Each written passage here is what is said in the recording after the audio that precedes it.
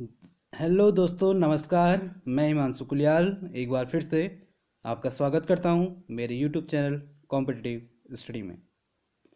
दोस्तों, जैसा कि आपको पता है, उत्तराखंड स्पेशल के इस पार्ट में हमने शुरू किया था उत्तराखंड हिस्ट्री।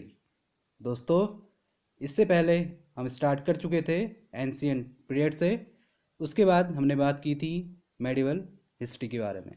मेडिवल हिस्ट्री के अंतर्गत ही आज हम अगला पार्ट उसका पढ़ने जा रहे हैं, कुमाऊं का इतिहास, हिस्ट्री ऑफ कुमाऊं।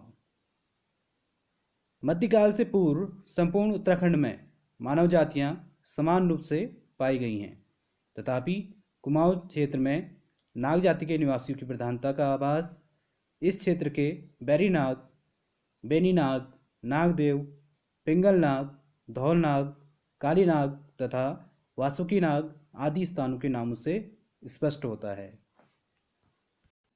कत्यूरी राजवंश तक संपूर्ण उत्तराखंड एक सूत्र में ही आबद्ध था, किंतु इस शासन के पतन के बाद गढ़वाल में पवार वंश तथा कुमाऊं में चंद वंश का शासन स्थापित हो गया। तो मेनली हमने बात क्या करनी है दोस्तों, कुमाऊं के इतिहास में चंद वंश की बात करनी है। कहा जाता है कि इलाहाबाद के निकट के कुंवर सोमचंद ज्योतिषियों के कहने पर बद्रीनाथ की यात्रा पर आए। उस समय काली कुमाऊं के सूर्यवंशी राजा ब्रह्मदेव कत्यूरी का शासन था। उन्होंने कुंवर सोमचंद के व्यक्तित्व से प्रभावित होकर उनसे अपनी एकमात्र कन्या का विवाह कर दिया तथा दहेज में 15 बीघा जमीन दान में दे दी। कुछ समय पश्चात राजा के रूप में सोमचंद ने संपूर्ण काली कुमाऊं पर अपना अधिकार कर लिया। इस प्रकार कुमाऊं में चंद्रवंश के प्रथम राजा सोमचंद सन 700 ईस्वी में गद्दी पर आसीन हुए। उन्होंने चंपावत में राजबुंगा के नाम से एक किले का निर्माण भी करवाया है। ठीक है दोस्तों, जैसा कि आप देख पा रहे होंगे, जो हमारा पहला पॉइंट है, कुमाऊं में चंद्रवंश का संस्थापक सोमचंद था, जो 700 ईस्वी में गद्दी पर बैठा था। ठीक है दोस्तों, और इसने क्या कराया था, चंपावत में राजबुंगा के नाम से एक किले का निर्माण भी कराया था। तत्पश्चात राजा आत्मचंद ने भी राज्य के विस्तार में अथक प्रयास किया। इनका राज्यकाल 19 वर्ष रहा। इसी वंश के राजा पूर्णचंद्र के पुत्र ने सन 758 ईस्वी में राज्यभार संभाला। उन्होंने पहली बार कुमाऊं में एक रेशम का कारखाना लगवाया था, जो गोरखियाणी राज्य तक चलता रहा। चंद्रवंश के 8वें राजा बीड़ाचंद निसंतान थे। वे अति विलासी थे एवं राजकाज से विमुख रहते थे।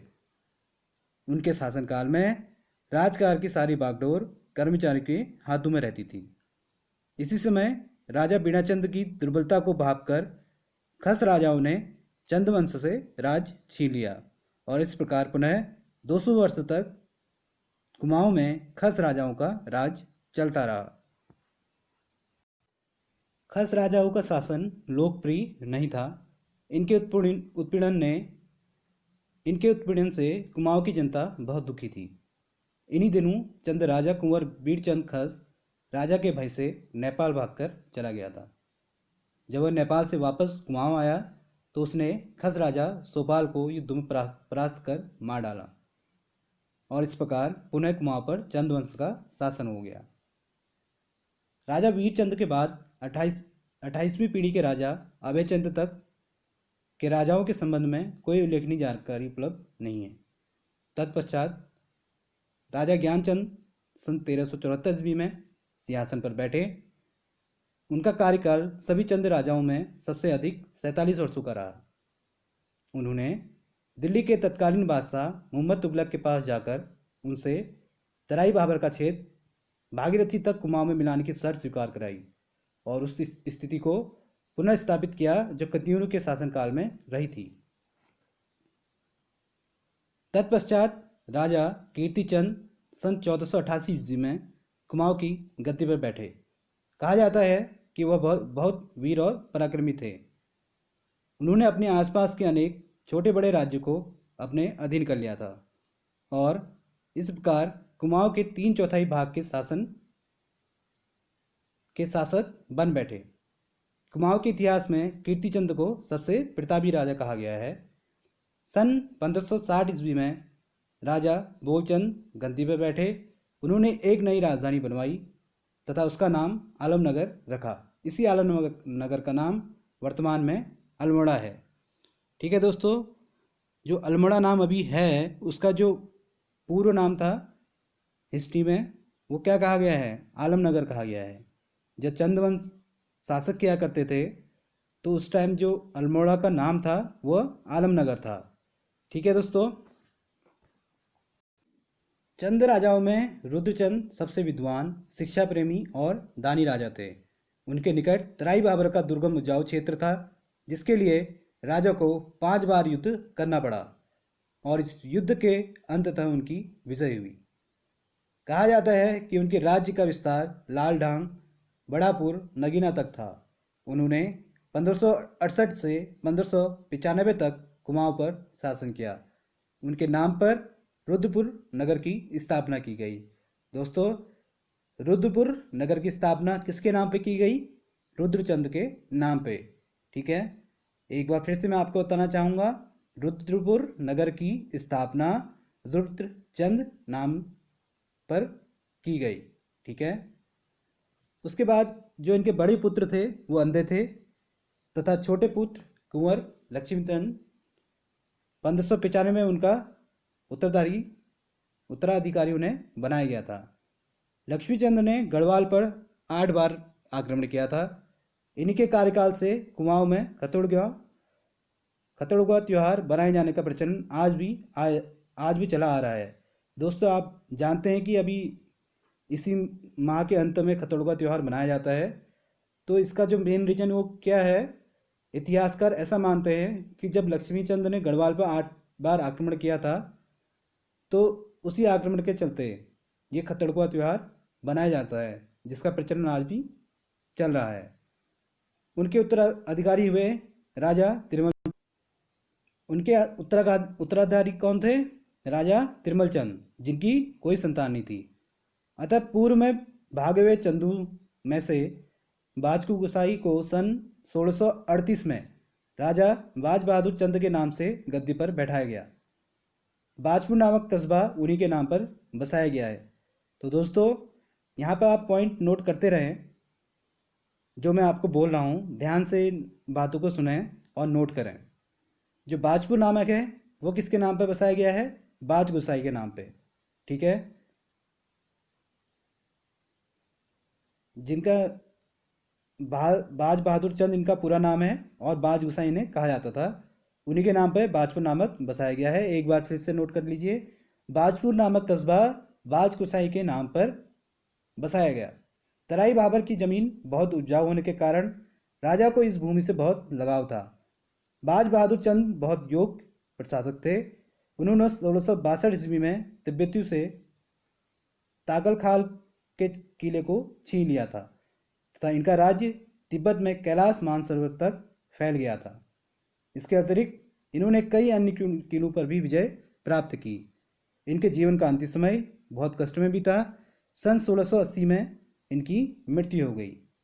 ठीक है दोस्तों, अभी तक की हमने बात करें तो अगला पॉइंट अगर बात करें, यहाँ पे अगला पॉइंट की बात हमारी अभी जो हमने जितनी बात की है उसके अंतर्गत ये पॉइंट आया था। कुमाऊं चंद में चंदवंश और कत्यूरी प्रारंभ में समकालीन थे और उनकी सत्ता के लिए संघर्ष चला, जिसमें अंत में चंद विजयी रहे थे। चंदू ने चंपावत को अपनी राजधानी बनाई थी। यहाँ पे एक किले का निर्माण भी कराया था, जो मैंने आपको बताया। प्रारंभ में चंपावत के आसपास के क्षेत्र ही इनके अधीन थे, लेकिन बाद में वर्तमान का नैनीताल, बागेश्वर, पिथौरागढ़ आदि क्षेत्र इनके अधीन हो गए थे। दोस्तों, ये बाद है, बाढ़ नहीं। ठीक है, उसके बाद बात आती है दोस्तों, राज्य के विस्तृत हो जाने के कारण भीष्मचंद्र ने राजधानी चंपावत से अल्मोड़ा स्थानांतरित कर दी थी, जो कल्याणचंद तृतीय के समय 1560 में बनकर पूर्ण हुआ था। ठीक है दोस्तों, सबके सब पॉइंट दोस्तों यहाँ पर लिखे नहीं गए हैं। कुछ पॉइंट मैं आपको बोल भी रहा हूँ, आप उन्हें नोट करिए। उन्हें भी आपको नोट करना है। जहाँ पे मैं बोल रहा हूँ कि आप नोट करिए, क्योंकि इतना पॉसिबल नहीं है कि हर कोई चीज़ यहाँ पे लिखी जाए, क्योंकि हिस्ट्री ऐसी चीज़ है जिसे हम सुनने के बाद उसको ऑब्जर्वेशन कर सकते हैं। ठीक है, जहाँ जहाँ पे आपको नोट करने के लिए मैं बोल रहा हूँ, वहाँ से आप अपने नोट्स बना सकते हैं नोट करके। अब बात करते हैं आगे की दोस्तों। राजा बाज बहादुर चंद की मृत्यु के पश्चात गंगोली से उद्योग चंद बुलाए गए तथा उन्हें कुमाऊं की राजगद्दी पर बैठाया गया।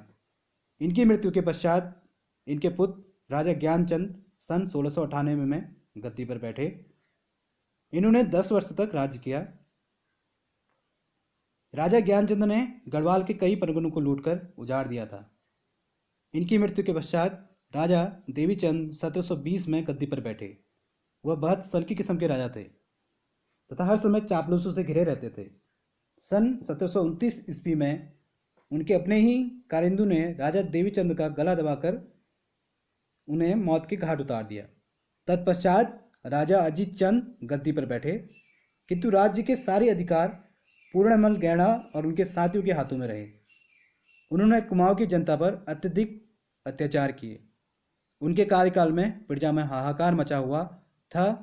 जहाँ भी दृष्टि जाती थी सर्वत्र रोने की सी शब्द सुनाई देता था। इस अन्यायपूर्ण राज्य को कुमाऊं में गेंडागर्दी के नाम से पुकारा जाता है। ठीक है दोस्तों, राजा अजीत चंद को भी गैड़ाओं ने धोखे से मार डाला। इस घटना के बाद कुमाऊं की राजगद्दी के लिए फिर राजा की खोज होने लगी। इसी समय डोटी में छिपे हुए कल्याण चंद को लाया गया, जो वहाँ पर बहुत निरंतरता के दिन व्यतीत कर रहे थे। एकाएक राजगद्दी पाकर और धन वैभव प्राप्त कर वे अत्याचारी बन गए और जहाँ कहीं भी हो जाते यह आदेश देते कि चंद्रवंश के लोगों को तत्काल मार दिया जाए। उन्होंने अपने कार्यकाल में अनेक ब्राह्मणों की आंखें निकलवा दी थी और जमींदारों को मरवा कर स्थानीय नदी में फिकवा दिया था। कहा जाता है कि उनके द्वारा निकलवाई गई आंखों से 7 घड़े भर गए थे। आगे चलकर अपने किए हुए पर उन्हें बहुत पश्चाताप हुआ। उनके शासनकाल में राज कर्मचारी निरंकुश होकर अत्याचार कर रहे थे। तत्समय अवध के नवाब अली मोहम्मद खान ने 10,000 सैनिकों के साथ कुमाऊं पर आक्रमण कर दिया। मुगल सेना ने अल्मोड़ा तथा उसके निकट कई मंदिर एवं मूर्तियां तोड़ डाली, किंतु प्रतिकूल जलवायु होने के कारण वे पहाड़ों में ठहर नहीं सके और बहुत सा धन लूटकर वापस लौट गए। कल्याण चंद्र के बाद उनके पुत्र दीपचंद्र के शासनकाल में पानीपत की तीसरी लड़ाई हुई। जब पानीपत की तीसरी लड़ाई हुई थी दोस्तों, उस समय कुमाऊं का शासक कौन था? कल्याण चंद्र का पुत्र दीपचंद। ठीक है, जिसमें कुमाऊं के सैनिकों ने मराठों के विरुद्ध युद्ध में भाग लिया था। कुमाऊं के राजा दीपचंद्र और गढ़वाल के राजा प्रदीप शाह के बीच भयंकर युद्ध हुआ था, जिसमें लगभग 4,000 सैनिक मारे गए थे। राजा दीपचंद्र के जीवन के अंतिम दिनों में कुमाऊं की शासन व्यवस्था में रानी संगार मजरी सहित कई अन्य लोग मनमानी करने लगे थे। सन 1777 ईस्वी के अंतिम दिनों में सीराकोट के किले में बंदी राजा दीपचंद और उनके दोनों लड़के मार डाले गए और दीपचंद का सौतेला भाई मोहन सिंह राजा मोहनचंद के नाम से कुमाऊं की गद्दी पर बैठ गया, किंतु भाग्य ने अधिक दिनों तक उसका साथ नहीं दिया। 2 वर्ष बाद उनको कैद कर लिया गया तथा 1788 में उनकी मृत्यु हो गई। कुमाऊं की गद्दी पर अंतिम 2 वर्ष सन 1790 तक राजा महेंद्रचंद रहे। इनके साथ ही चंद्रवंश का सूर्यास्त हो गया और यहाँ का शासन गोरखाओं के हाथ में चला गया, जो 25 वर्ष तक रहा। दोस्तों, ये थी बात कुमाऊं के चंद्रवंश की। कुमाऊं के चंद्रवंश ने कैसे कैसे यहाँ पर अपना शासन किया था, कितने शासकों ने यहाँ पे क्या करा था, अपना गुंडागर्दी के नाम से यहाँ पे राज चलाया था। ठीक है, कैसे कैसे यहाँ के सैनिकों का, कैसे कैसे यहाँ के राजाओं का क्या रहा था, शासनकाल रहा था। ठीक है दोस्तों, और भी कुछ इंपॉर्टेंट चीज़ें आपको बता देते हैं, जो पॉइंट अपने यहाँ पे लिखे हैं। इस वंश का सबसे शक्तिशाली राजा गरुड़चंद था। कल्याण चंद चतुर्थ के समय में कुमाऊं पर रोहिणों का आक्रमण हुआ तथा प्रसिद्ध कवि शिव ने कल्याण चंद्रोदयम की रचना की थी। ठीक है दोस्तों, आप नोट कर लें पॉइंट को। चंद शासन काल में ही कुमाऊं में ग्राम प्रधान की नियुक्ति तथा भूमि निर्धारण की प्रथा प्रारंभ की गई। ठीक है। इनकी जो राजनीति थी वो क्या थी, गाय थी। ये हमने लास्ट में ये पॉइंट मैंने आपको बता ही दिया है। 1790 ईस्वी में नेपाल के गोरखाओं ने चंद राजा महेंद्र को हवालबाग के युद्ध में पराजित कर कुमाऊं पर अपना अधिकार कर लिया। इसके साथ ही कुमाऊं में चंद्रवंश राजवंश का अंत हो गया। ठीक है। आज की ये वीडियो आपको कैसी लगी दोस्तों? आज की वीडियो आपको अच्छी लगी, लाइक करें, शेयर करें, सब्सक्राइब करें। दोस्तों जैसा कि आप जानते हैं, Monday, Tuesday, Wednesday Uttarakhand special, Thursday, Friday, Saturday Indian polity, इसी रूटीन के अनुसार हमारी क्लास चलेंगी। दोस्तों आशा करता हूँ आज की वीडियो आपको पसंद आई होगी। इस वीडियो को ज़्यादा से ज़्यादा शेयर करें। खुश रहें, अपने आसपास सफाई रखें। हम मिलते हैं कल एक नई वीडियो के साथ। तब तक के लिए नमस्कार।